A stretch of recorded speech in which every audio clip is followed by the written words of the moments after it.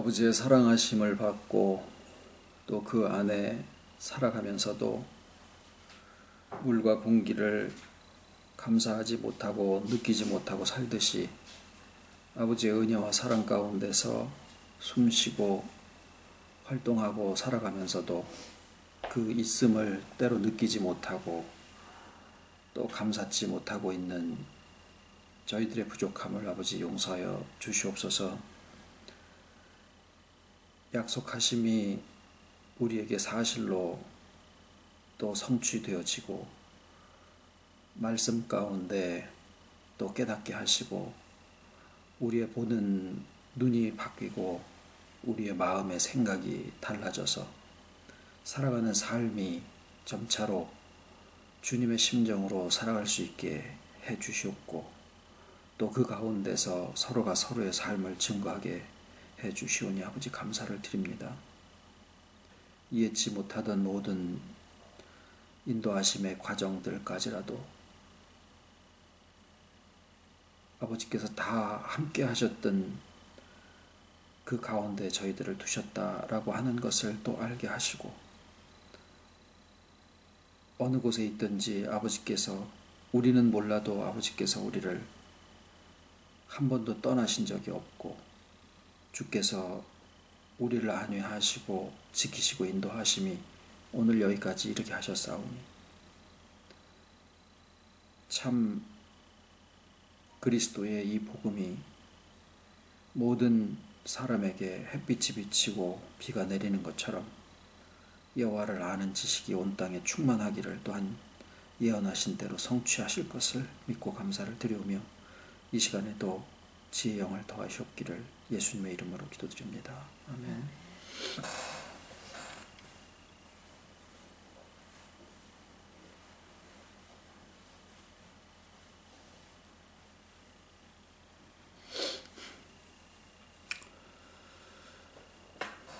우리 윤 장로님을 모시고 오늘 찜질방에를 갔었습니다.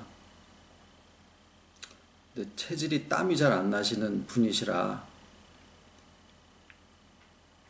찜질방에 땀 내러 들어가는데 땀이 안 나시니까 200까지 세시는 거를 목표로 삼으셔서 200까지 세시고 나오셨다고 그렇게 얘기를 하시더라고요. 그래서 똑같은 상황을 어떤 사람은 땀 나는 걸 보고 이제 나가야 되겠다 그러기도 하고 어떤 분은 또 200 다 셌으니까 이제 나가야 되겠다 이렇게 하기도 하는구나 이제 그런 생각을 하면서 사람들이 어떤 상황을 받아들이고 이제 그거를 인식하는 것이 사람들마다 생긴 것이 다 다르고 또 성향이 다르듯이 어떤 사물을 받아들이는 방식들이 참 다 다양하다라고 하는 생각을 합니다. 오늘 우리가 나누려고 하는 예수님의 제자 중에 한 사람인 빌립은 굉장히 이성적인 사람이고 현실적인 사람이었었어요. 예수님을 선생님인 세례 요한으로부터 소개를 받은 안드레는 자기 형제 베드로에게 예수님에 대한 얘기를 할 때 굉장히 단순하게 이야기를 합니다. 우리가 메시아를 만났다. 끝. 그런데 같은 안드레와 베드로와 한 동네 사람인 빌립은 그 친구죠. 나다나엘, 지난번에 우리가 같이 나누신 나다나엘에게 예수님을 얘기를 할 때 모세가 율법에 기록하였고 모든 선지자가 성경에 예언한 그 일을 우리가 만났으니 곧 요셉의 아들 나사렛 예수라. 그러니까 예수님의 아버지 이름도 나왔죠. 예수님의 고향도 나왔죠. 또 예언의 성취가 모세의 율법과 선지자, 그러니까 율법과 선지자라고 하면 구약 성경 전체를 다 얘기를 한 겁니다. 그러니까 굉장히 서술적이고 굉장히 자세하게 이렇게 설명을 하고 있어요. 결국 그 내용이 안드레가 얘기한 우리가 메시아를 만났다라고 얘기하는 거랑 똑같은 얘기를 한 건데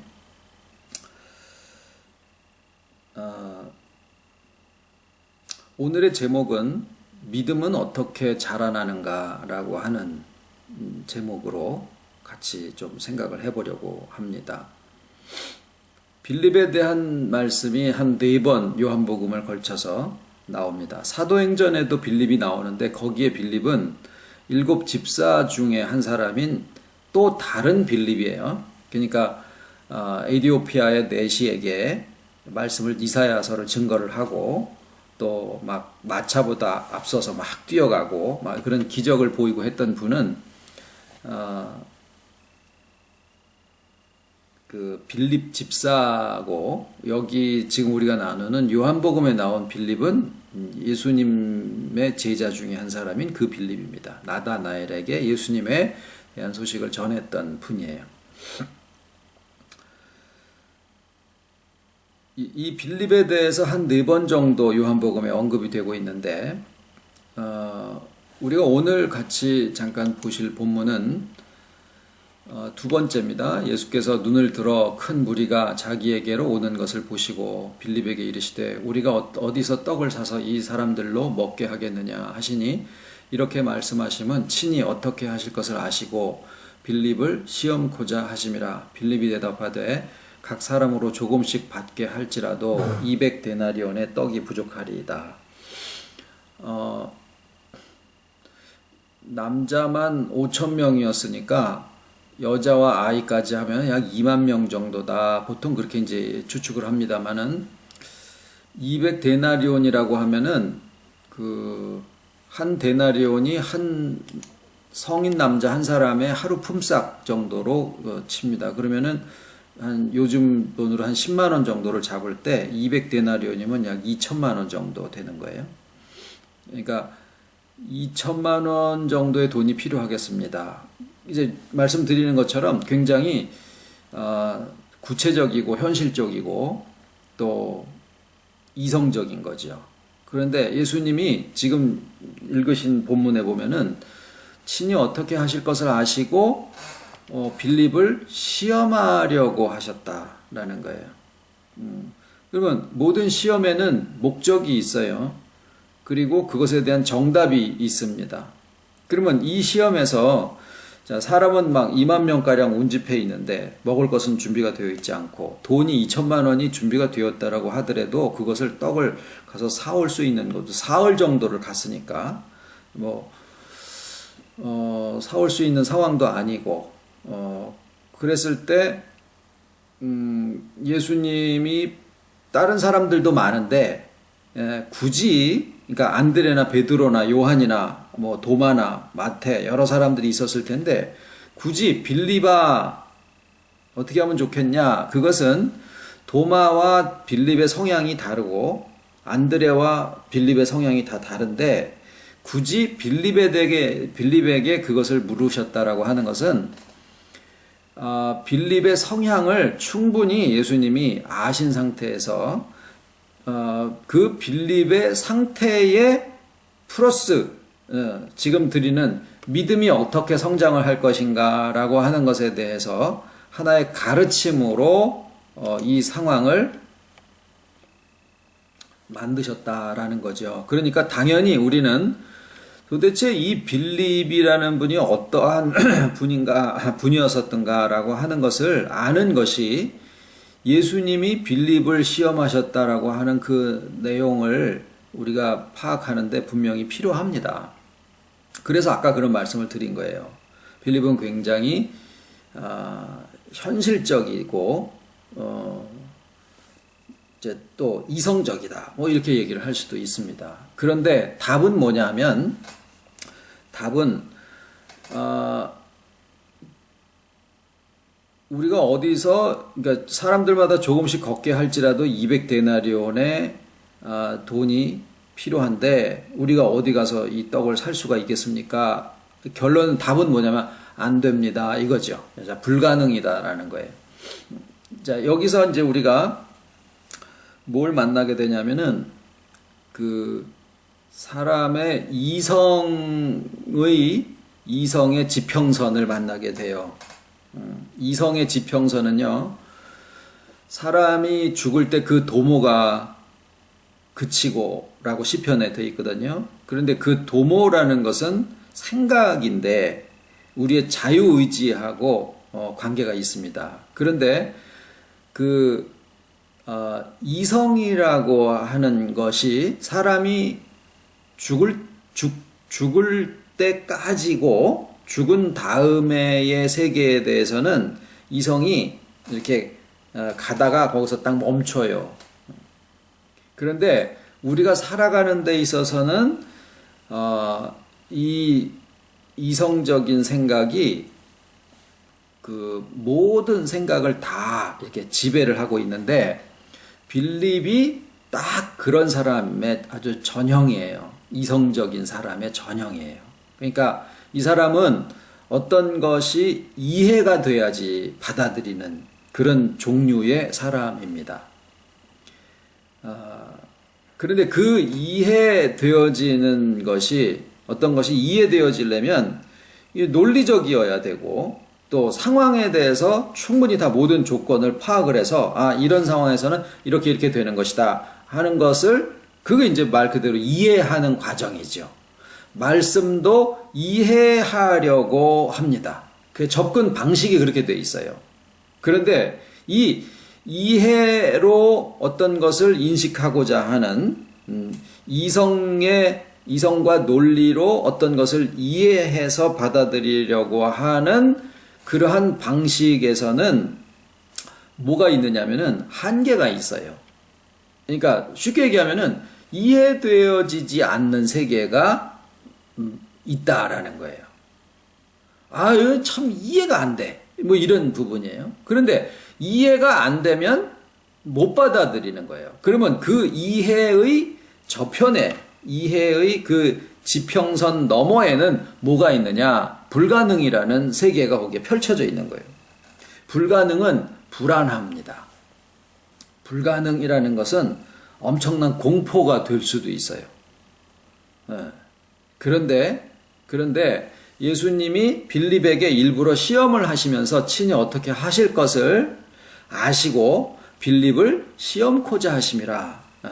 시험에서 떨궈서 낙방시키려고 하시는 게 아니라 이성과 이해와 논리로 어떤 사물을 받아들이고 그렇게 됐을 때만 자기 것으로 수용하게 구조가 되어 있는 이성적 존재인 대표격인 이 빌립에게 예수님이 이해가 되어지지 않고 그 이해의 너머에 뭐가 있냐면 불가능이라는 세계가 아주 공포처럼 이렇게 쫙 깔려 있는 세계를 일부러 맞부닥뜨리게 하신 거예요.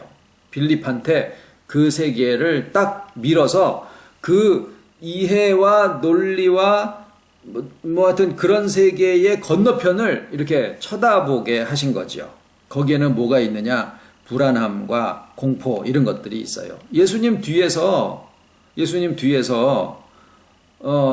빌립이 여기 책임자가 아니니까 2만 명이 모였어도 예수님 몫이지 내 몫은 아니거든요. 그러니까 나는 몰라. 예수님이 알아서 하시지 나는 몰라. 그리고 예수님 뒤에 가서 이렇게 숨어 있었는데 예수님이 빌립을 앞으로 이렇게 밀어 놓으시면서 야 빌립아 이거 어떻게 하면 좋겠냐? 그렇게 물어보시니까 빌립이 자기의 성향대로 답을 드린 거예요. 그러면서 자기의 상태가 거기에 같이 이렇게 노출이 된 거죠. 뭐가 노출이 됐냐면 사람들이 이렇게 2만 명이 운집했는데 돈을 조금씩 모은다고 하더라도 2천만 원이나 더 되는 돈들이 모자랄 건데요. 그거 안 되는 거죠. 그 결론을 만약에 야 너 같으면 이거 결론을 뭐라고 내면 좋겠냐? 이거는 안 되는 거죠. 이렇게 얘기를 한 거예요. 그러면은 만약에 네가 내 입장이 되고 네가 여기에 책임자라고 하면은 어떻게 하면 좋겠니? 불안하죠. 큰일 난 거죠, 이거는.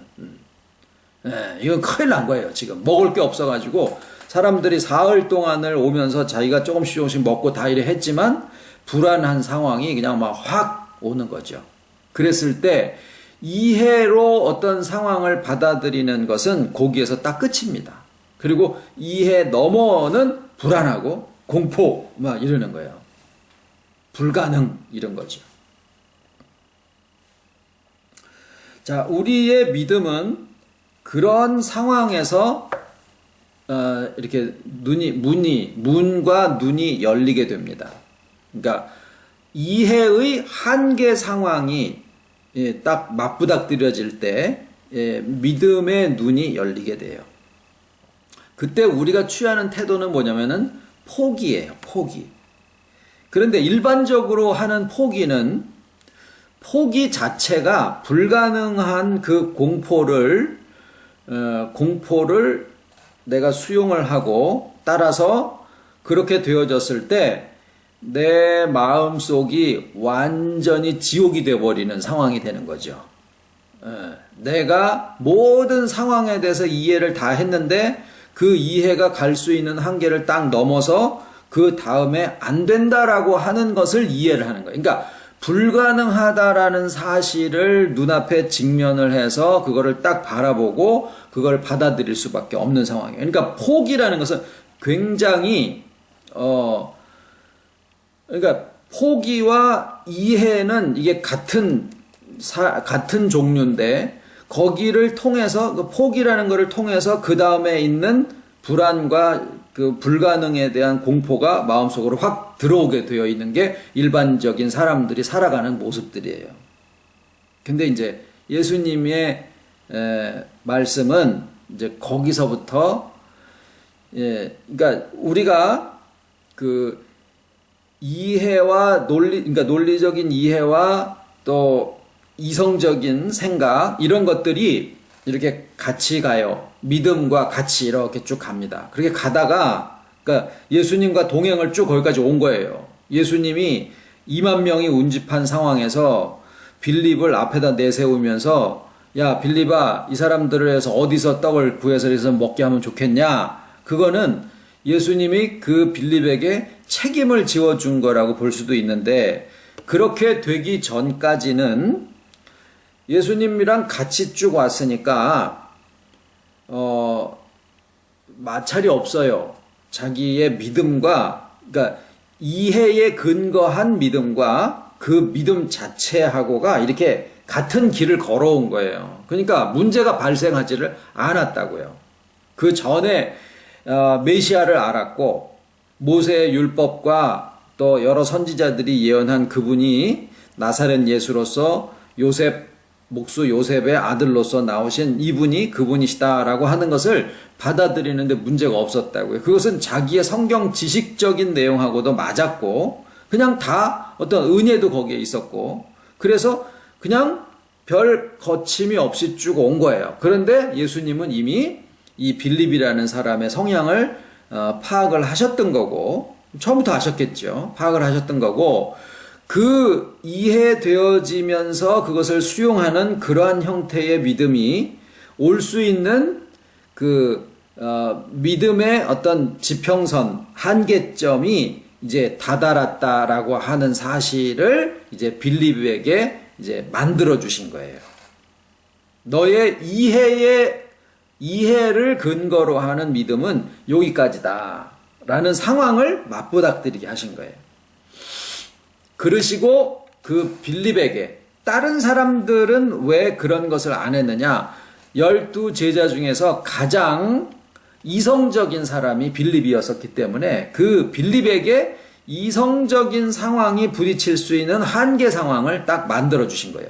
다른 사람들에게도 그런 요소들이 다 있어요. 그런데 다른 사람들은 다른 면으로 부각이 돼서 기록이 되어 있습니다. 요한복음이 특히 그런 면에 대해서 자세히 사람의 성향과 그 성향에 따라서 예수님의 가르치심이 다르게 이렇게 나타나지신 것을 우리가 지금 베드로를 통해서 또 요한을 통해서 그리고 나다나엘을 통해서 우리가 조금 나눴고요. 그리고 이제 오늘 빌립인데 빌립은 그런 논리와 이성과 이해로 어떤 사실을 수용하는 그런 성향의 사람의 대표적인 모습이었었다라는 거예요. 그런데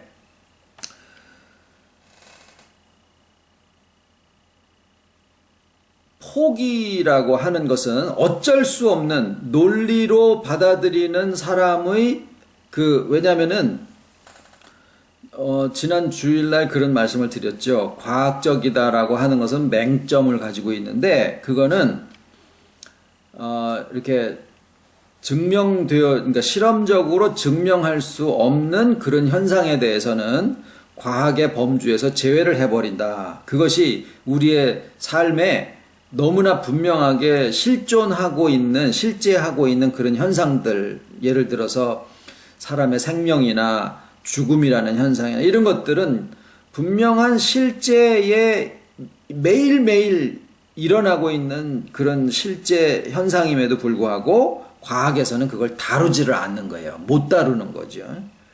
예. 그러니까 거기까지밖에 못 가는 거예요. 과학이라고 하는 것이 사람이 죽기 전까지만 가는 거예요. 그러니까 어떤 한계가 있는 것처럼 이성도 가는 한계가 있다라는 거예요. 그래서 사람이 이성적이어야 됩니다. 그런데 이성의 배를 타고 건너갈 수 있는 지평선이 딱 정해져 있어서 그 너머는 이성의 배를 타고는 못 가고 배를 갈아타야 돼요. 그런데 배를 갈아타는 그 정류장 이름이 뭐냐? 배를 갈아타는 정류장 이름이 뭐냐? 포기라는 정류장이에요. 거기에서 이해가 넘어가지 못하는 선에서 포기를 하게 되면 불가능의 공포가 확 들어오게 되는데, 우리는 지금 주가 내 안에, 내가 주 안에, 주님 내 배에 타시고, 그래서 주님이라는 그 방주 또는 그 방주가 아크라고 하는데, 그 방주하고, 그러니까 노아의 방주할 때 그 방주하고, 그 다음에 모세를 담았던 그 방주 있죠? 갈대 바구니. 그거하고 히브리어에서 똑같은 말을 써요. 예. 그런데 그 아크가 어디에도 사용이 되냐면 성막에 있는 언약궤에도 똑같은 단어를 씁니다. 그런데 거기에 노아가 탔고 모세가 탔고 그 다음에 언약궤의 실상은 그 언약 속에 우리가 지금 탄 것이 주 안에, 주께서 내 안에 라고 하는 그 관계를 설명을 하고 있는 것인데, 우리가 지금 이렇게 타고 오는 여기에 이 배에, 주님이라고 하는 배에 타고 오는데 거기에 이성이 같이 온 거예요. 거기까지. 예. 그래서 그 배하고 이 배가 같은 배로 쭉 오다가 이성의 배는 요 지평선을 넘어서는 더 못 가는 거예요. 그래서 이제는 우리가 어쩔 수 없이 배를 주님과 동행하고 주와 연합한 그 방주로 갈아탈 수밖에 없는 시점이 딱 오게 되는데, 그 시점의 정류장이 포기 정류장이에요. 포기역. 더 이상은 어떻게 할 수가 없다라는 거죠. 그런데 한 가지 다른 게 생겨버렸어요. 빌립에게 그러했고 우리에게도 그러한 거예요. 뭐가 달라졌냐면, 포기를 하면 불안해야 되는데 우리가 주 안에 있다가 보니까 포기를 하는데 편안해요. 그리고 포기한 상태의 뒷부분에 지금까지 주님의 배를 타고 그 방주를 타고 이렇게 같이 왔었다라고 하는 것이 여기까지 왔기 때문에, 내가 이성의 배를 주님의 방주로 갈아타면서 이성적으로는 더 이상 내가 갈 수가 없는 것이기 때문에 포기하는 마음을 그대로 갖지만, 내 발이 여전히 물속에 빠지는 게 아니라 물 위에 그냥 떠 있더라라는 거예요. 내가 노를 저어서 가지 못하는 상황이 됐으면 분명히 물에 빠져서 꼴꼬락꼴꼬락 하고 물을 먹고 막 이래 해야 되는데 마음이 편안한 거예요. 상황은 더 이상 전개가 되지 않는데도, 더 이상 해결책이 보여지지 않는데도 불구하고 내 마음이 옛날처럼 침륜에 빠지지 아니하고 여전히 피스, 평화롭더라라는 거예요. 이것이 뭐냐? 믿음이에요. 그게 믿음이에요. 그러면서 뭐가 생기기 시작하냐면, 이게 너무 쉬운 얘기죠? 주님이 하시네. 라는 것을, 우리가 너무 잘 아는 용어대로 맡기는 마음이 생겨지기 시작한다라는 거예요. 이성과 논리와 이해로 이제까지 왔었던 나의 성향이 더 이상 갈 수 없는 지경이 되어져서 내 성향대로는 분명히 여기가 포기의 선인데 그 포기의 선에서 느끼는 것은 불가능이 주는 공포인데 침륜에 빠져야 정상인데 내 물에 빠지지를 않고 여전히 마음이 뭔지도 모르게 평화가 유지가 되더라라는 거예요. 그리고 주님이 이 배를 이제는 끌고 가시겠다라고 하는 것을 내 마음속에서 그냥 뭐예요? 말 그대로 믿어지더라라는 거죠. 제가 이 말씀이 저에게도 해답을 주셨고 그래서 마음이 참 편해졌습니다라는 말씀을 개인 간증처럼 한번 드린 적이 있습니다. 목회가 편해졌습니다. 어떻게 들으실는지는 모르겠습니다만은 목사가 목회를 포기했나? 이렇게 목사가 그렇게 생각하실는지도 모르지만 어쨌거나 편안해졌다라는 것은 그거는 목회뿐만이 아니라 저가 살아가는 삶에 대한 것이 그냥 다 편안해졌다라는 그런 말씀도 그 안에 다 내포가 돼 있어요.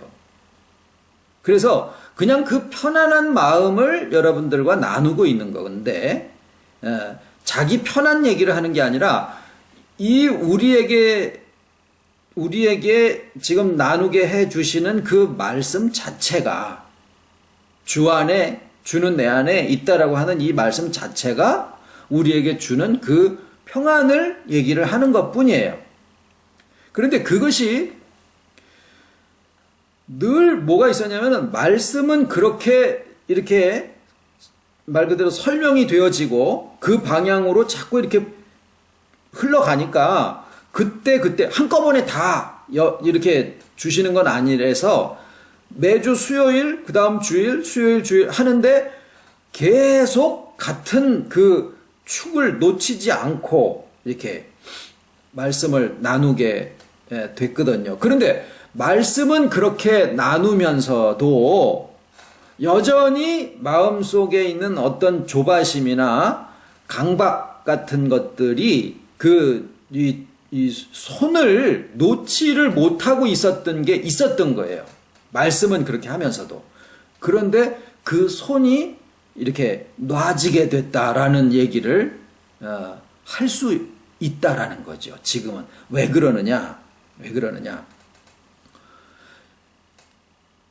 실상 여러분들의 삶을 보는 거예요. 한국과 미국과 우리 얼마 되지는 않더라도 거기에서 일어나지고 있는 삶들을 보니까 이거는 제가 무슨 기도를 했거나 무슨 상담을 했거나 무슨 이게 아니라 도저히 이 상황은 어떻게 타개해 나갈 수 있는 어떤 방법을 찾을 수가 없어서 부모님도 그렇고 저도 그렇고 아까 말씀드린 대로 포기하는 그런 상태를 받아들일 수밖에 없는 거예요. 그런데 그 포기한 상태가 불안을 받아들이는 게 아니라 포기하게 된 그 자리에서 주 앞에 의탁하게 되는 거기에서 뭐가 나오냐면 맡긴다라는 마음이 결국에는 뭐예요? 기도더라라는 거예요.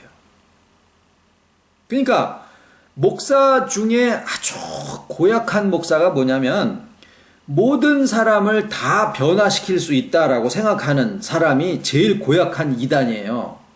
그런데 그 병이 굉장히 심각합니다. 목사들에게 아주 심각합니다. 그런데 그거는 부모도 마찬가지고 교사도 마찬가지고 선배도 마찬가지고 뭐 다 그런 생각을 가지고 있어요. 내가 어떻게 하면은 다 변화시킬 수 있다. 크고 작은 양이 달라서 그렇지. 그런 생각들을 우리가 가지고 있더라라는 거죠. 그런데 그거는 강박입니다. 그것이 나를 짓누르고 있는 하나의 이 짐이기도 하고 그렇습니다. 그런데 먼저 알게 해주시는 게 뭐냐면 예수님이 빌립한테 야 빌립아 이거 어떻게 하면 좋겠냐라고 하는 상황 속에 부딪히게 하심으로 그가 자신이 겪을 그 한계 상황을 눈앞에 바라보고 아 여기는 나의 한계구나라는 것을 시인할 수밖에 없는 상황을 만드신 거예요. 우리가 그것을 발견하는 게 빌립처럼 우리도 필요합니다. 아, 나의 한계가 여기까지구나. 거기까지는 우리가 합니다. 해야 됩니다. 어떤 분에게 왜 기독교의 하나님만 하나님이라고 하느냐. 모든 종교에 다 동일한 선을 추구하고 있는데 이런 생각이 딱 잡혀 있는 분이 말 그대로 이제 종교 통합에서 얘기하는 그 상황이 지난번에 아주 현실적으로 그게 무슨 교계의 문제가 아니라 현실적으로 교회 안에서 직접 지금 상담이 들어오는 그런 부분입니다라는 말씀을 드린 게 지금 그런 상황이 벌어졌었던 거거든요. 그런데 거기에 뭐가 있냐면 지금 우리가 나누는 말씀으로 이것을 설명을 하든지 어떻게 해가지고 그것을 증명해서 저 사람을 말씀화시키고 싶은 생각이 막 있는 거예요. 그래서 가능한 한 자세하게 그것을 준비도 하고 해서 설명을 쫙 했습니다. 그런데 다 하고 났을 때 든 느낌이 뭐냐면 여기까지구나. 이거를 지나가서 더하면 저 사람한테 오히려 무리하는 거구나 라는 느낌을 갖게 하시면서 아버지 제가 하는 것은 여기까지군요. 이걸 안 하면 안 되죠. 설명하고 말씀을 증거하는 것까지는 우리가 하되 그 다음 부분은 아버지의 은혜가 저 사람한테 있기를 바랄 뿐입니다. 라는 마음을 그때 갖게 해주셨더라라는 거예요. 그런데 아버지께서 역사하시는 방법은 정말 다양하시고 심오하시고 총체적이시기 때문에 자꾸 느끼는 것은 뭐냐면 그분에게도 하나님의 은혜가 분명히 있으시구나 라는 생각을 요즘은 하면서 바라보고 있습니다. 미국에 있는 어떤 이제 자매님 한 분 얘기인데 우리가 참 어떤 것을 놓고 기도하는 그것이 이렇게 무슨 의무나 그것이 무슨 실력이나 신앙의 어떤 척도나 이런 것으로 오해되어지는 경우들도 많이 있지만 그렇다고 해서 우리가 기도가 필요 없다라고 생각하면은 큰 오산입니다. 그런데 기도가 어느 부분에 해당하는 것이냐 하는 가장 절실한 상황이 언제냐면 나의 이해로 갈 수 있는 그 한계 상황이 딱 부딪혔을 때 그 한계 상황에서 그 다음에 나는 여기까지입니다 주님. 이제는 주님의 배에 내가 타고 가는 그 은혜를 바랍니다 라고 하는 고백이 그게 기도예요. 가장 절실한 필요한 부분이다라는 거죠.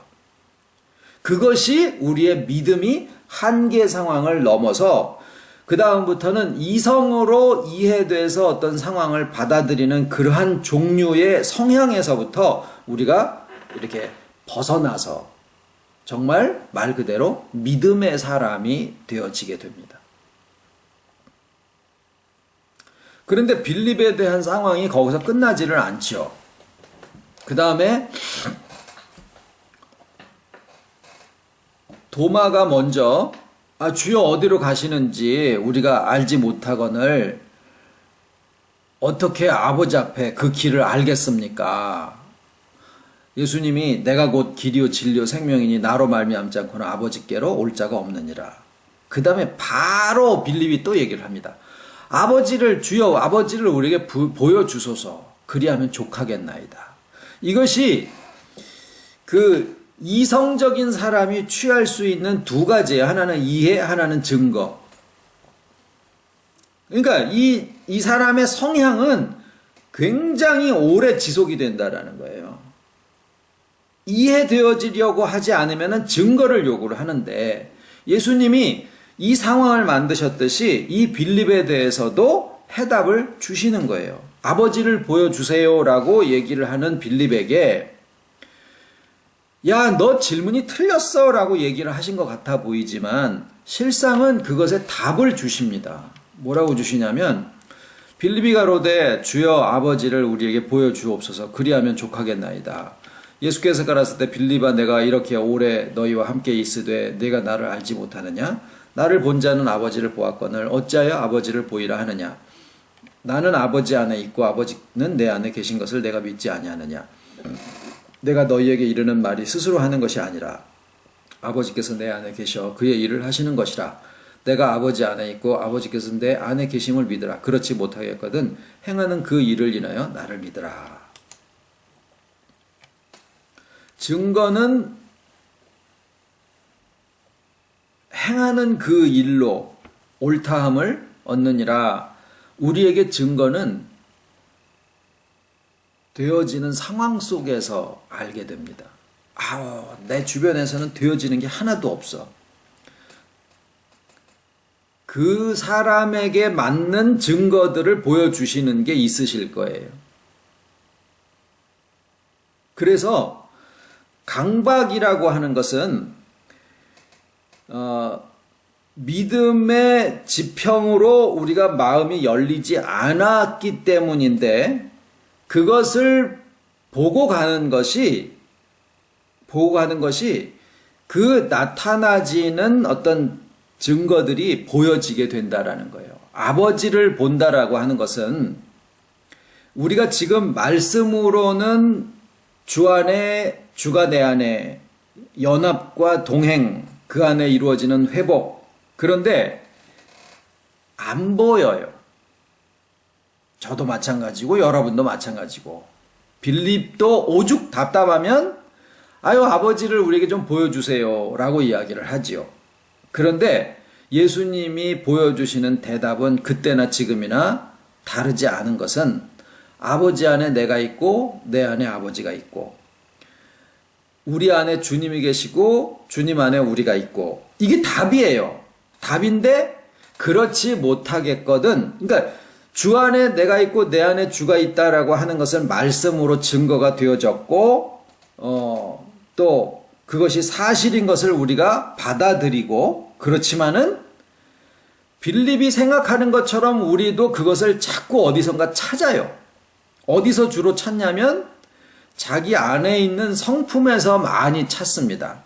이제 와서는 말씀이 하도 아니라고 하니까 어떤 사람에게서 그것을 찾는 것은 우리가 좀 벗어났어요. 사람에게서 찾는 건 벗어났는데 자기 안에 주님이 계시고 주님 안에 자기가 있다라고 하는 이 사실이 분명히 그래야 돼 라고 하는 것은 받아들였지만 여전히 뭔가를 찾는 거예요. 뭘 찾느냐면 빌립처럼 우리도 증거를 찾고 있는 거예요. 표현은 달라서 그렇지만은 빌립처럼 아버지를 우리에게 보여주시옵소서. 그리하면 족하겠나이다 라는 얘기를 우리 마음속에서 끊임없이 찾는 거예요. 누가 찾을까요? 이성이 찾는 거예요. 그게 이성의 속성이에요. 논리와 증거. 그게 철학과 과학이에요. 이성이 만들어낸 인간의 그러니까 하나님에 대한 믿음을 대체하고 있는 두 가지가 하나는 철학, 하나는 종교, 하나는 과학, 그 다음에 하나님 대신의 종교. 이 세 가지밖에 없어요. 그 안에 별것들이 다 있지만 다 그 범위 안에 들어가 있어요. 그런데 그런 것이 무슨 내가 철학자도 아니고 과학자도 아니고 종교인도 아니고 그러니까 나는 거기에 상관이 없어. 그렇지 않습니다. 우리가 생각하고 의식이 움직여지는 이런 모든 것들이 다 그 세 가지 범주 안에 있어서 심지어 빌립도 그러했고 오늘날 우리도 역시 뭘 찾느냐? 논리의 이해를 찾고 그 다음에 증거를 요구를 하고 있는 거예요. 예수님은 우리에게 뭘 얘기하시냐? 복음을 주시고 그 다음에 그것이 이루어져 가는 증거가 아버지께서 하신다. 근데 그 아버지께서 하신다라고 하는 것을 대개는 어디까지 하냐면 이해하는 차원에까지 가는 거예요. 그래서 모세가 지팡이로 뱀을 만들고 그랬을 때 딴 술사, 애굽의 술사들도 자기네들의 지팡이를 던지니까 뱀으로 변했어요. 단지 모세가 던진 그 뱀이 아론인가? 던진 뱀이 저들의 뱀을 잡아먹었을 뿐이지 그들도 똑같이 했다고요. 무슨 얘기냐면 논리적으로 이해되는 차원에서까지 이렇게 가는 거에는 별 이렇게 거침이 없어요. 마찰이.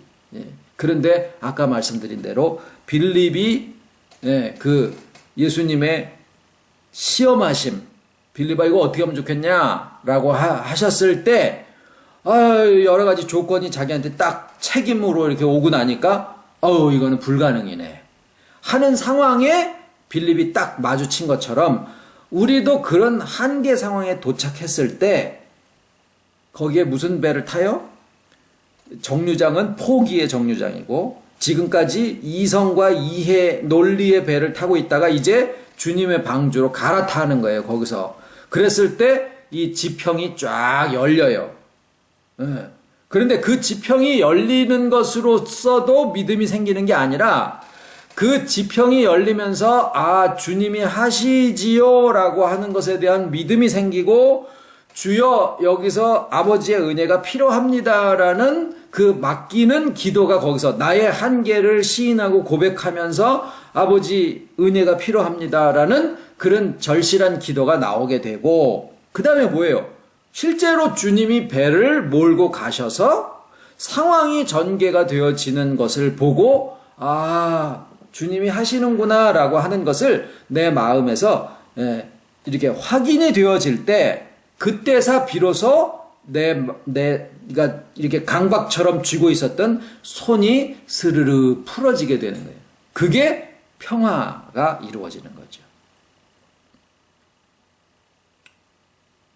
그래서 빌립은 우리입니다. 굉장히 이성적이고 또 이해를 근거로 한 신앙 또 어떤 사물을 인식하는 그러한 성향을 가지고 있었고 마지막까지 증거를 요구하고 있었던 그런 모습이 결국 우리들의 모습인데 우리들이 그 빌립이 야 빌립아 이거 어떻게 하면 좋겠냐 친히 어떻게 하실 것을 아시고 빌립을 시험코자 하심이라 그게 누구예요? 나예요 나. 유나무개를 시험코자 하시려고 한계 상황에다 우리를 밀어놓으시고 야 어떻게 하면 좋겠냐 포기입니다. 이거 안 되는 거거든요. 그랬을 때 우리의 믿음이 한계 상황에서 한 문이 열리게 됩니다. 주기도문으로 마치겠습니다. 하늘에 계신 우리 아버지 이름이 거룩히 여기심을 받으시오며 나라의 마옵시며 뜻이 하늘에서 이룬 것 같이 땅에서도 이루어지이다. 오늘날 우리에게 일용할 양식을 주옵시고 우리가 우리에게 죄 지은 자를 사하여 준 것 같이 우리 죄를 사하여 주옵시고 우리를 시험에 들게 하지 마옵시고 다만 악에서 구하옵소서. 나라와 권세와 영광이 아버지께 영원히 있사옵나이다.